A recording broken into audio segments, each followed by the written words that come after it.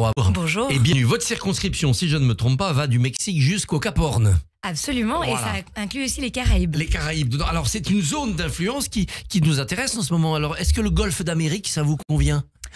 Moi, je préfère le golfe du Mexique. C'est un vrai point de tension, ça, quand même. Absolument. On a un impérialisme américain, là. Vous imaginez quand même ce que ça veut dire? Google change le nom du golfe du Mexique, comme ça. D'ailleurs, la présidente a menacé d'un procès, et je pense à raison. Les populations là-bas se soumettent à l'Empire américain ou il y a de la révolte? Elles sont très inquiètes. Je rentre là, par exemple, d'un déplacement dans les Caraïbes, justement, et j'étais au Panama.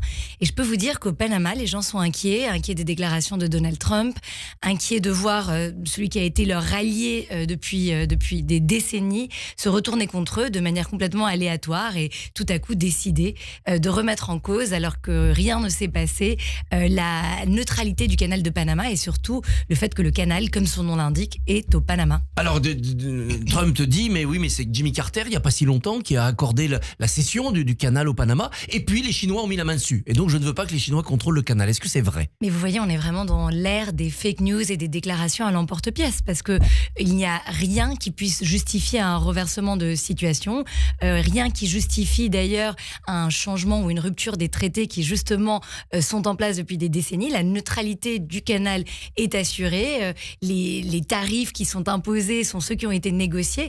Donc non, les Panaméens tombent des nues, la communauté internationale regarde ça avec peut-être un peu d'attentisme, et je peux vous dire que sur place, ils s'inquiètent de ce qui va se passer. Trump l'a dit en Ukraine et ailleurs, il veut faire la paix par la force. Qu'est-ce qu'il faut entendre derrière ce slogan? On peut entendre beaucoup de choses, mais il avait dit qu'il voulait régler la guerre en Ukraine en 48 heures. Force est de constater que ce n'est pas si simple. Il a aussi voulu le faire sans impliquer les Ukrainiens. On voit que ce n'est pas acceptable non plus. Donc je pense qu'il fait énormément de déclarations. Il reste à voir ce qu'il va réussir à obtenir réellement et dans quelle mesure ces avancées pourraient être acceptées et véritablement se concrétiser dans une forme de paix. Est-ce qu'une avancée déjà concrète des États-Unis, c'est pas d'avoir marginalisé l'Europe sur le dossier ukrainien? Hier, Emmanuel Macron réunissait des chefs d'État et de gouvernement à Paris pour constater que ça se passe sans eux quand même. Mais alors moi, j'appellerais pas ça une avancée, parce que d'un côté, il dit je vais régler ce conflit seul et je vais le régler à ma façon, sans les Ukrainiens, sans les Européens qui sont pourtant aux premières lignes. Et d'un autre côté, il explique aux Européens qu'ils doivent assurer leur propre défense, mais quand même à condition de continuer à acheter américain. Donc ce qu'on voit, c'est que ce sont des déclarations qui sont de plus en plus inacceptables, et cette réaction des Européens, certes pas encore coordonnée, hein, je vous dis pas que tout s'est bien passé hier, mais il y a quand même un sursaut. Ils sont tous venus à Paris à l'appel du président Emmanuel Macron et comprennent que là, vraiment, on n'a pas le choix. Donc, voyons. Avec en effet certaines divergences. Les Anglais disent on ira sur place, puisqu'ils étaient associés à la réunion, avec des soldats s'il le faut pour protéger les Ukrainiens. Les Allemands disent c'est beaucoup trop prématuré. D'autres pays comme l'Italie de Giorgia Meloni sont plutôt attentifs à ce que dit Trump. On est quand même très divisés. Oui, et c'est ce qui ressort aujourd'hui dans la presse. Si vous regardez tous les titres de presse, vous verrez cette division. Moi, je retiens davantage le fait que, en un claquement de doigts, tout le monde est venu à Paris pour discuter de ce sujet. Donc finalement, il y avait aussi une volonté de se retrouver, une volonté de préserver ce qui est l'héritage de la Seconde Guerre mondiale et notre construction européenne, certes avec des points de vue différents, parce que nous sommes dans des États démocratiques et puis on a 27 États, on n'est pas un seul à décider de manière autocratique, mais moi je retiens plutôt le fait que nous nous sommes retrouvés hier plutôt que le fait que nous n'avons pas exactement le même point de vue. Des États démocratiques où la liberté d'expression est menacée, dit le vice-président américain Vance. Que lui répondre? Que c'est un peu l'hôpital qui se fout de la charité lorsque l'on voit comment est traitée la presse étrangère aujourd'hui aux États-Unis, avec notamment le décret sur AP, lorsque l'on voit aussi... À Société de Presse. Oui. À Société de Presse. Enfin, à mon sens, je pense qu'il n'y a pas de leçon de démocratie ou de liberté d'expression à recevoir. Après, encore une fois, on est dans la provocation. Les États-Unis, c'est au niveau du pays, au niveau de l'État, notre allié historique, ça doit le rester. Et je pense qu'il ne faut pas réagir à toutes les provocations de manière non plus disproportionnée. Giorgia Meloni, on la citait, mais aussi Viktor Orban sont plutôt enclins à regarder ça d'une manière positive. L'AfD, l'extrême droite allemande, a reçu la visite de Cyrus Vance. Où va-t-on? Écoutez, on voit que l'on est aujourd'hui dans un système de partis populistes qui se parlent et qui créent une forme d'international, ce qui est d'ailleurs un peu contre-intuitif, parce que souvent, ces partis nationalistes et populistes avaient tendance à rester dans une forme d'autarcie. Le America First, on l'imaginait mal, la coalition internationale des pays qui pensent la même chose, qui sont dans une logique MAGA. Bon, on voit que c'est le cas. Moi, ça ne me choque pas plus que cela, dans le sens où je comprends que ça soit une stratégie. Maintenant, il faut y répondre et il faut y répondre de manière coordonnée. Une partie de la droite libérale française, européenne, est séduite par Javier Milei. Alors Milei en Argentine, est-ce que ça marche ? Alors Milei en Argentine, il a réussi à faire un certain nombre de choses, et notamment dans l'assainissement des comptes publics. Et il faut lui rendre cela. Après, à quel prix ? À quel prix aujourd'hui vous avez 10% des Argentins qui a basculé dans le seuil de pauvreté. Aujourd'hui, on est à 53% des Argentins qui sont en dessous de ces seuils. Et ça, c'est une réalité. Je ne dis pas que ce soit du fait uniquement de Javier Milei, mais sa stratégie brutale, radicale d'assainissement des comptes publics, c'est aussi accompagné d'un appauvrissement de la société. Et puis, il y a aussi une atteinte réelle aux droits et aux libertés individuelles, avec un certain nombre de déclarations sur les femmes, sur les minorités, qu'on ne peut ignorer. Les Français qui sont installés là-bas le sentent, le disent, protestent ? Oui, ils ont des avis un peu, disons, nuancés, parce qu'il faut voir pourquoi est-ce que Javier Milei arrive au pouvoir et qu'est-ce qu'il y avait avant en Argentine.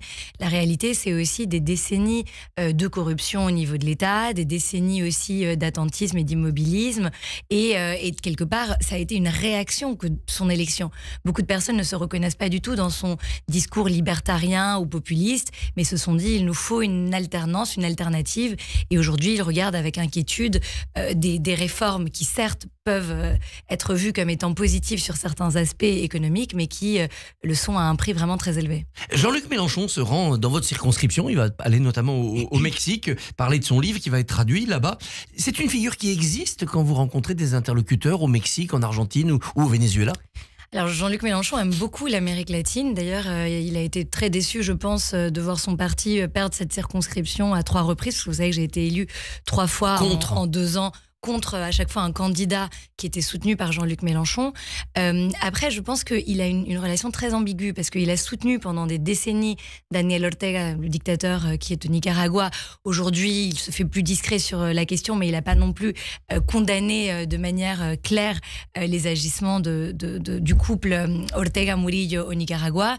De la même manière, il a été silencieux sur ce qui s'est passé au Venezuela. Donc, avec Maduro réprimant les manifestations ? Oui, et ça va même au-delà. C'est-à-dire qu'on a eu des élections le 28 juillet qui ont été vraisemblablement gagnées par son opposant, sachant qu'en plus, la principale opposante, Maria Corina, avait été interdite de se présenter.